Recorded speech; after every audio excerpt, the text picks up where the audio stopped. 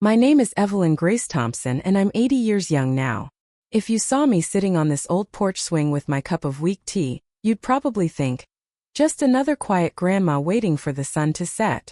But child, let me tell you how this quiet old woman walked through fire and came out singing on the other side. I was born in a little dust-covered town in 1946. My daddy worked the railroad till his lungs gave out, and Mama raised 5 of us with nothing but prayers and potato soup. I married at 19 to a boy named Harold who promised me the moon. He gave me 3 beautiful children instead. And a whole lot of heartache. Harold drank. Not the loud kind, the silent, slow kind that turns a good man into a shadow. For 38 years I cooked, cleaned, prayed, and pretended everything was fine. My oldest, James, left home at 17 swearing he'd never look back. My daughter Clara married a man who hit her once too often. And little Benjamin, my sweet Benjamin, he got sick at 32 and left this world before I could even say goodbye properly. I buried my husband, my boy, and pieces of myself along the way. By 68 I was living in a small house that creaked more than my knees. My children called once a month, if the weather was good. Grandkids sent pictures on Christmas cards. I told myself it was enough. But one winter night the pipes froze, the power went out, and I sat in the dark wrapped in Harold's old coat. And I cried like I hadn't cried since Benjamin's funeral. Not because I was cold, because I was tired of being invisible. That same week a young neighbor girl, barely 22, knocked on my door with a plate of cookies.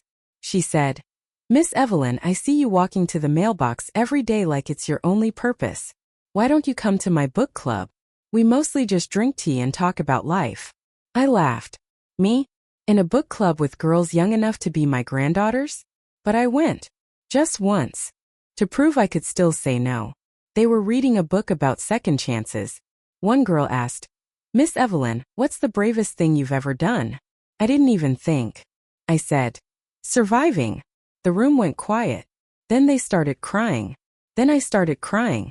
And just like that, I wasn't invisible anymore.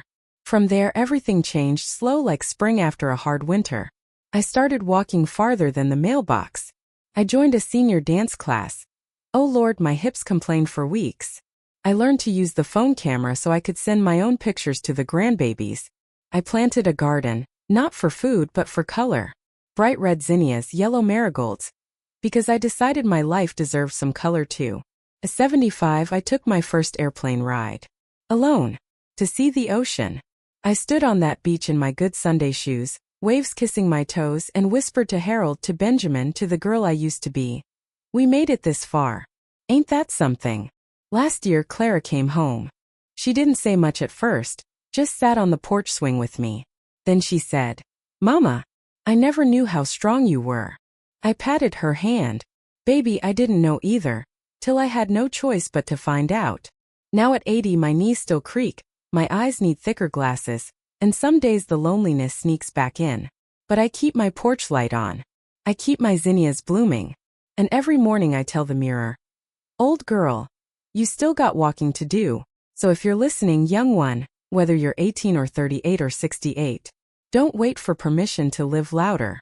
Don't wait for someone to notice you're still breathing. Start small. One porch step. One phone call. One red zinnia. Because even at 80, even after all the burials and broken promises, this old heart still knows how to beat like it believes tomorrow might be the best day yet. And honey, usually is. Bless your heart for listening to an old woman's story. Now go water your own flowers, they need you more than you think. Cherry blossom.